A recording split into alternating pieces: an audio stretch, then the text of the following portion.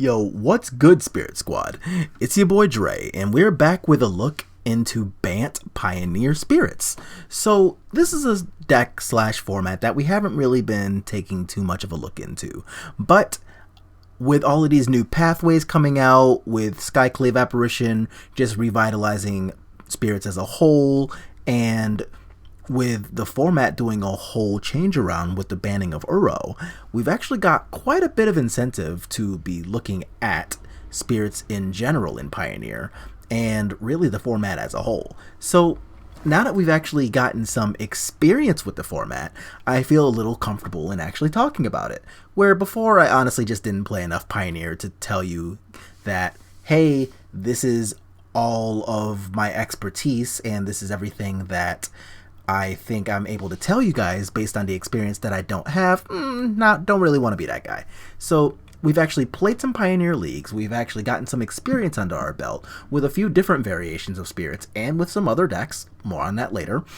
And I think we're pretty comfortable tackling this format. So the first thing I notice is that Pioneer Spirits as a whole is a ridiculously fair deck. Granted, that is not a bad thing, but that is a thing that we need to accept when we go into this format. And by fair deck, I usually mean that we are obviously not a combo deck, and we're not really trying to break any of the rules of Magic. This means that we're at a bit of a vulnerable place where we have the ability to lose to both aggro and combo decks unless we do something a little bit wild. And I think the doing something wild is, for today, going to be trying to emulate the best thing that we could be doing. Playing the exact same thing as a modern deck in Pioneer. So previously, a lot of the decks that are playing Collected Company in Pioneer are simply playing, 32 to 34 spirits, 4 Collected Companies, a bunch of lands, that's your deck, right? But it's not really giving you the chance to play a mana dork like Noble Hierarch or, in today's case, Llanowar Elves. And honestly, the fact that you can power out 3-drops on turn 2 and Collected Companies on turn 3 is a lot of what makes Bant Spirits good in the first place. So one thing I never understood about the deck is why in the world were we not trying that in Pioneer? Instead, we're waiting until turn 4 to hit our Collected Companies on a deck that was only playing 24 lands anyway. So you're not always guaranteed to hit your 4th land, so your Coco's sat in your hand kind of unused. You lost to Mono Red a lot because your Cocos were just useless and you died before they got on the table. Lots of stuff that just didn't really lend to the Collected Companies being that great. But today we're playing with Llanowar Elves. And we would prefer to have a much better mana dork at the 1-drop spot, right? Like, we would love Noble Hierarch, but unfortunately Noble Hierarch is not Pioneer legal. We would also be okay with even Avacyn's Pilgrim, because Avacyn's Pilgrim makes a white, so having that instead of another green mana would actually be preferable, but that also doesn't exist in Pioneer. So we are playing Llanowar Elves. You could also just play like Elvis Mystic or 2-2 or however you want to mix it.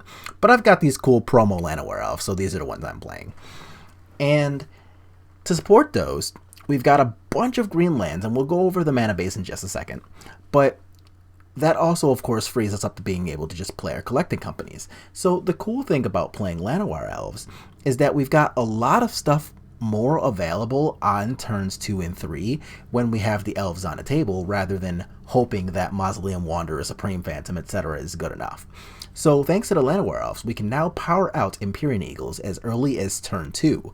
And Empyrean Eagle has the sweet spot of being able to dodge almost all of the 1 mana removal in the format.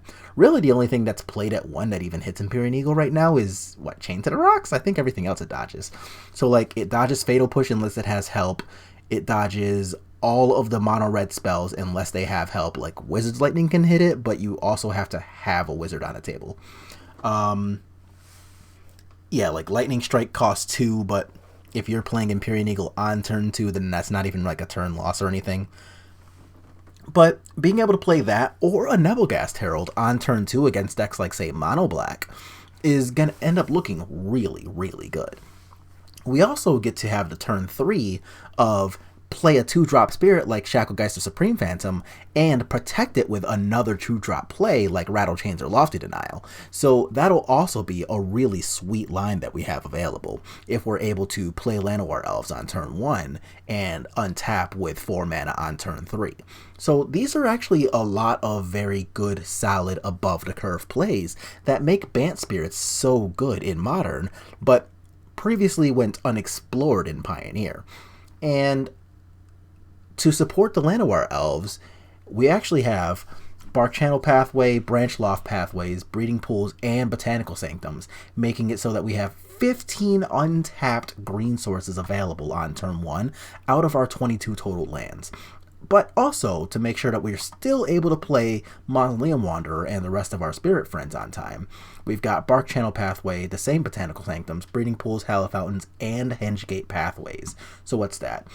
4, 8, 12, 18 green, 18 blue sources available on turn 1. So not only are we going to be very likely to be able to play our Llanowar Elves on turn 1, we're going to be even more likely to play Mausoleum Wanderer on turn 1.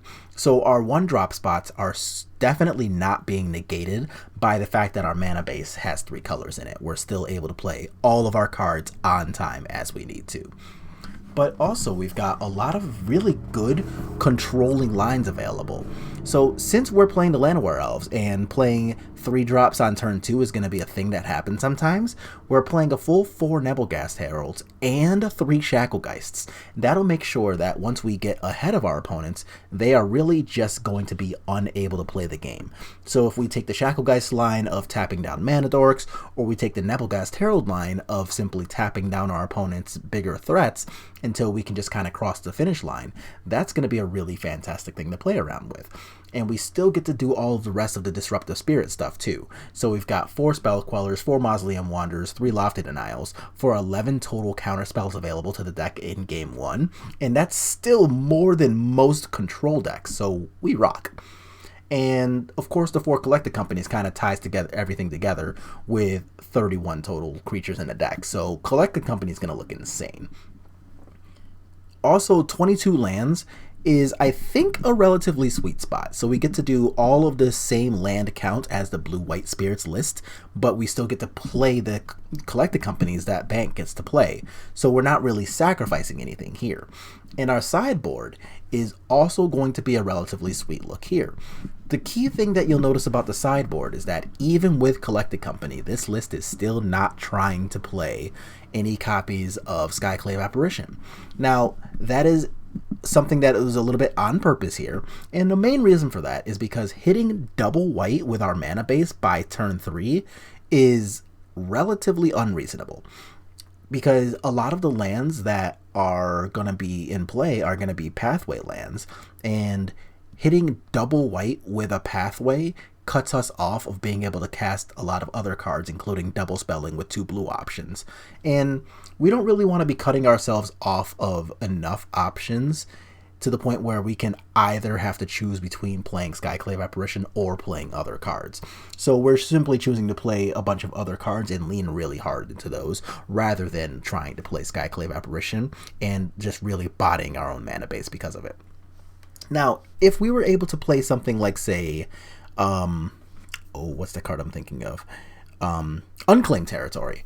Instead of, I don't know, like say some of these pathways, then that would be a little bit more reasonable. Or if Llanowar Elves simply tapped for white instead of green, then Skyclave Apparition would be an auto 4 of in the main. These Nebelgast Heralds would probably leave immediately, or the Shacklegeist, one of the two. But either way, I would definitely, like, if Llanowar Elves was Avacyn's Pilgrim, we would be very, very excited about playing Skyclave Apparition here. Unfortunately, that is not a card that is Pioneer legal. But we do get to have some sweet sideboard options, and a lot of these are going to be for the decks that we primarily would lose to.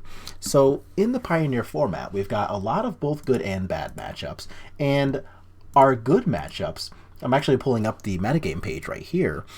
Our good matchups include, like, the Niv to Light deck is honestly pretty bad against us. They're trying to play a bunch of 3 and 4 mana spells. We have Spell Queller, we have Mausoleum Wanderers, Lofty Denials. They're playing a bunch of stuff that we typically don't really care about, and their bigger finishers are all weak to copies of either Shacklegeist or Nebelgast Herald because they're already at like 8 to 10 a lot of the times when they're trying to play their big Yorion or Niv Mizzet or whatever. And the fact that Bring to Light can be countered by a simple Mausoleum Wanderer, that is super good for us. Mono Green mid-range, it doesn't have exactly the same fate, but we are good enough against the green decks to the point where this list isn't even trying to play Aether Gust to compensate for those mono green decks. We're just already okay enough without it. Instead, we can just play our natural game plan, and most of the cards that they would try to play to like body our cards, like say any of the Vivians or Voracious Hydras they would use to kill our creatures, those already lose pretty hard to just one Rattle Chains effect or one Lofty Denial. So we can just lean in on those and know that that's honestly going to be good enough most games. Rakdos Pyromancer, we've got a full 4 copies of Devout Decree in our sideboard, and those are going to be mostly for this deck and for Mono Red, and that's our next spot. Mono Red is really, really good against us still. But we do get to play a lot of good sideboard cards here. We've got 3 Isolates, we've got 4 Devout Decrees, we've even got 3 copies of Night of Autumn and a Dromoka's Command. That's a lot. Mono Black aggro, we treat a lot of the same as the Burn matchup, except Mono Black isn't as good against us. The Mirror, we've got 3 Mystical Disputes. Boros aggro, we can treat a lot the same as Burn. The Jund Sacrifice deck, it's honestly not even that great against us. Like Collected Company can be dangerous and Mayhem Devil can be dangerous, so we do have the same copies of Devout Decree, but honestly, it's fine. Vampires, in my opinion, is a slightly better version of Mono Black aggro against us because it gets to play Sorin, but other than that, whatever. And everything else we just have decent plans against. Naya Winota, we have to look out for that a little bit, but everything else is pretty good for us. So we're really excited about that. And because we're not trying to play Skyclave Apparition, everything else in our deck is naturally 1 color. So, or rather 1 pip in the converted mana cost. Which means we just get to play Gigantha as well. Granted, Gigantha sucks, but Gigantha is still a free 8th card in our hand, and even a free crappy 5/5 is still... It's still free. Like, we still get to just play with 8 cards in our hands, whereas opponents, most of the time don't. So it will come up that the 8th card is relevant in a lot of games, say against like the control decks and stuff, where they try to run us out of cards, and they're doing things like Dig Through Time, removing all of our creatures, trying to play sweepers, stuff like that. Maybe they get a little value here and there with Shark Typhoon, but oh crap, we just drew a 5/5 out of nowhere, and they're trying to 1-for-1 us on the removal, but all of a sudden we have a 5/5. Or we have a Collected Company, and now they have to look out for just one more piece of good card advantage that exists within our deck by virtue of having a companion, whereas they don't get to play one. So that's going to be a really good thing that we have here. So against Burn, we've got 4, 7, 10, a total of 11 cards that we could theoretically play, 3 of which can even get hit by Collected Company. Against Spirits, the Mirror, we've got Mystical Disputes. Against anything like the Auras deck, we've got Dromoka's Commands and Isolates. Against the Sacrifice deck, we've got Devout Decrees. And then against any decks that are trying to play the long game, we've got Gigantha and Mystical Dispute. So we have a relatively good plan against everything. And I think this is going to be the list that I try to use in our Mana Traders matches this month, because the Mana Traders tournament is Pioneer, and I also think I'm going to go ahead and play at least a couple more leagues with this before trying to play any of the showcase events this weekend. So if this is a list that you like, make sure to let me know how your opinions go in the comments. Do you like the list? Do you want to go back to Spectral Sailor? Do you think Blue-White is just better because of Watcher the Spheres? Whatever, let me know. But also, be sure to kind of tune in on the stream. I'll be playing this again tomorrow being Thursday, at about 12 o'clock noon. So I'll play, I don't know, maybe some of the Mana Traders matches, maybe a league here and there, whatever, some amount of Magic the Gathering. And as always, if you like what this deck looks like, make sure to hit the like video, sub to the channel. I will see y'all on the next one.